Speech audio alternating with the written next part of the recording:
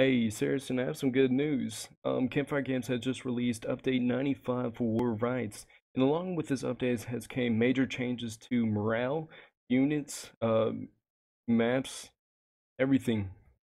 Now, to start off, let's start with several units on every map has been changed to created in order to properly represent the units that have fought at the particular skirmish areas, which means units that actually fought in those areas are being represented with the new units.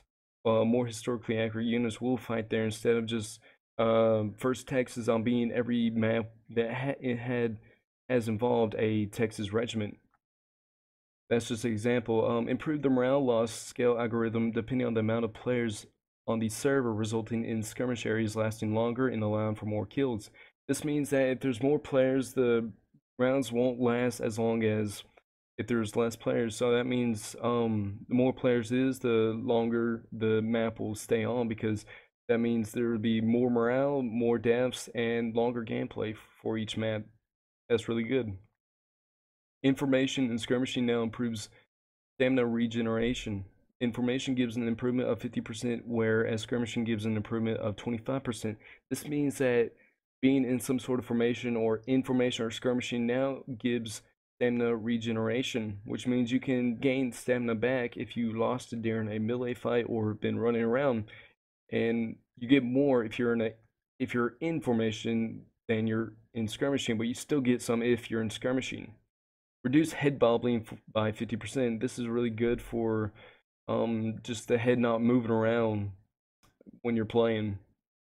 Added a victory jingle for the winning faction as the skirmish round ends. This means if you win, you get to hear a little jingle and celebrate your victory. The victory screen now will display how many players died in formation, skirmishing, and out of line, instead of random numbers of kills, killed, wounded, or missing. This means you can see how your team did if they fought more in a formation, skirmishing, or out of line.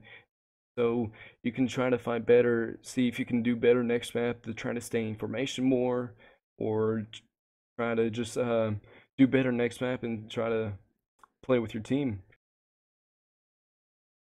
Enable character shadows if the shadow setting is set to very high. This means if you have your settings all the way up, you can start seeing shadows of your character, which I think before you couldn't, or I just really haven't paid attention to shadows because they're really not that important.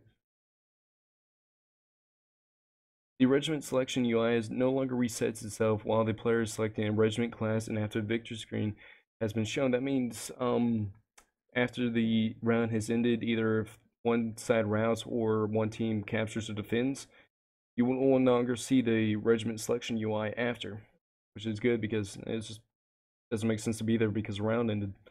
Activating the text chat with the war cam is active no longer makes T and tab unresponsive.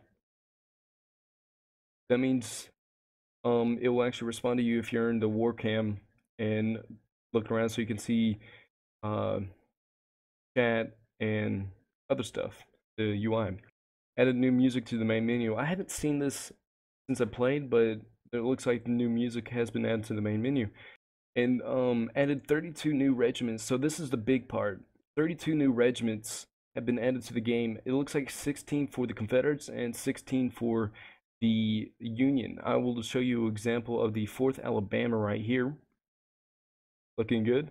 And I'll switch to, and I'll show each of the new regiments. Put a picture of them up. And that is it. Thanks for watching. I hope you enjoy all the new regiments. I really enjoy the new 72nd Pennsylvania. They're kind of have Zouave, which is really amazing. I really like Zouaves. And I'm really happy to see other Texas Brigade units to be there. So the 4th, 5th Texas, the 18th Georgia, and so on. So yeah.